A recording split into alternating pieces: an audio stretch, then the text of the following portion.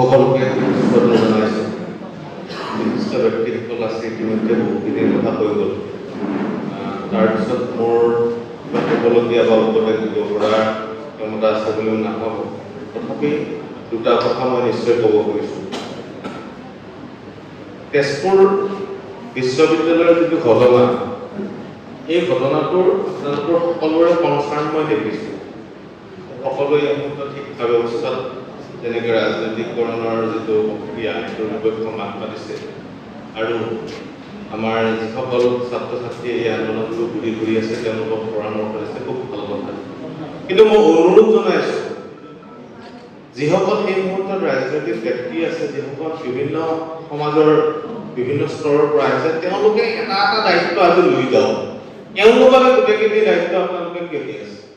প্ৰত্যেকে কিন্তু দেখা পাইছে যে আপোনালোকে অমুক কৰক, আপোনালোকে অমুক কৰক।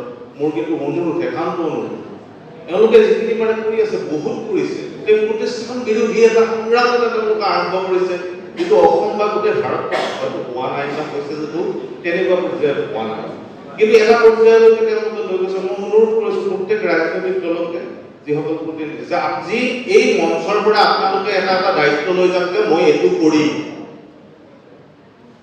তেতিয়াহ'লে এওঁলোকৰ বহুত সকাহ হ'ব। এওঁলোক ষ্টুডেণ্টেই হয়, এওঁলোকক আপোনালোকে যদি বাৰে বাৰে দায়িত্ব দি থাকে নহয়, সেইটো তেওঁলোকৰ কাৰণে বাৰ্ডেন হ'ব। তেওঁলোকে কোৰ্চ কমপ্লিট কৰিব লাগিব, তেওঁলোকে ঘৰৰ বা ভৱিষ্যতৰ কথাও চিন্তা কৰিব লাগিব আৰু সংগ্ৰামখনো আগুৱাই নিব লাগিব। এনেকুৱা নহয় যে 83 চনত যিটো পৰ্যায় হৈছিলে তাৰ পিছৰ পৰ্যায়ত তেওঁলোকে কেনেকৈ পাছ কৰিছে, বাৰে বাৰে প্ৰশ্ন সোধাৰ নিচিনাকৈ তেওঁলোকো যাতে আগন্তুক দিনত তেওঁলোকক কেনেকৈ পাছ কৰিছে যাতে কুৱেশ্যন এটা আহে, সেইটো আহিব নালাগে। গতিকে মই অনুৰোধ জনাইছোঁ, বিশিষ্ট ব্যক্তিসকলক অনুৰোধ জনাইছোঁ। মই সাধাৰণতে এনেকুৱা সভাৰ পৰা মই সদায় আঁতৰি থাকোঁ, কাৰণ মোৰ এটা বাইণ্ডিংছ আছে আৰু মই বেছি ইমোচনেল লাগিলে মই অসমখন ভাল পাওঁ, মোৰ ঘৰৰ পৰিয়ালকেইটা ভাল পাওঁ, মোৰ ল'ৰা ছোৱালীকেইটা ভাল পাওঁ, এই অসমীয়া সংস্কৃতিটোক ভাল পাওঁ। কিন্তু বাৰে বাৰে যে উত্তৰ ভাৰতীয় সংস্কৃতি অগ্ৰাসন কৰি আছে, এই বিপক্ষে কিন্তু আমাৰ ৰাজনৈতিক মহলে এতিয়ালৈকে যথেষ্ট গুৰুত্বপূৰ্ণ ভূমিকা যিখিনি কৰিব লাগিছিলে একো কৰা নাই। আৰু এই সম্বোধন সিঙৰ কথা যিটো কথা আছিল, উত্তৰ ভাৰতীয় সংস্কৃতিৰ অগ্ৰাসনৰ এটা ৰূপহে মাত্ৰ। মই লুৰিণক বাৰে বাৰে কৈছোঁ, লুৰিণ মোৰ ভাইটি কৃষ্ণ, মই তেওঁৰ লগত বহোঁ। আপোনালোকে হয়তো নাজানে, তেওঁ মোক চাহ বনাই বনাই কৈছে ঘৰত। তেওঁ তেনেকুৱা সম্বন্ধ, মোৰ ভাইটিৰ নিচিনাও হয়, তেওঁ সন্মান মোতকৈ ডাঙৰ। কিন্তু মই এই বিষয়টো বাৰে বাৰে কওঁ যে উত্তৰ ভাৰতীয় এই সংস্কৃতিৰ অগ্ৰাসনটো ৰোধৰ কাৰণে কোনো এজন ব্যক্তি, কোনো এখন প্ৰতিষ্ঠান আজিলৈকে ওলাই আহে।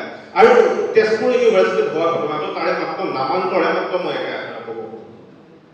মই অনুৰোধ জনাইছোঁ সকলোকে, মই বহুত হয়তো ইমোচনেল হৈছোঁ, বেয়া নাপাব, মই তেনেকুৱাই হয় আৰু সেইকাৰণে সাধাৰণতে মই কম কথা কওঁ এনেকুৱা অনুষ্ঠান।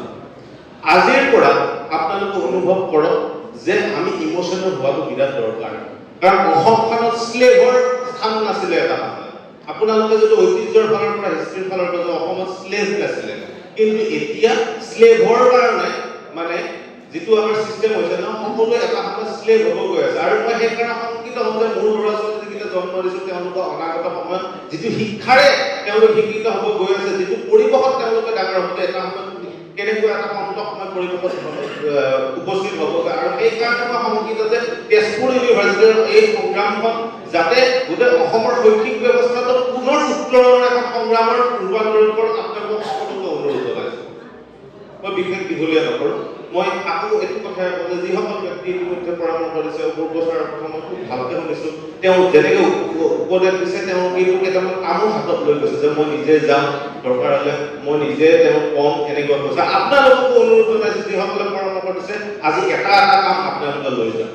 যিসকল SFI আছে, আমাৰ ষ্টুডেণ্ট ইউনিয়নৰ বিভিন্ন ইউনিভাৰ্চিটিৰ পৰা আছে, তেওঁলোকে কৈছে যে গোটেই ইউনিভাৰ্চিটিখিনি লগ কৰাৰ পৰা তেওঁলোকে প্ৰক্ৰিয়াটো লওক। সেই প্ৰক্ৰিয়াটো তেওঁলোকৰ পৰা আৰম্ভ হওক, মই অনুৰোধ জনাইছোঁ।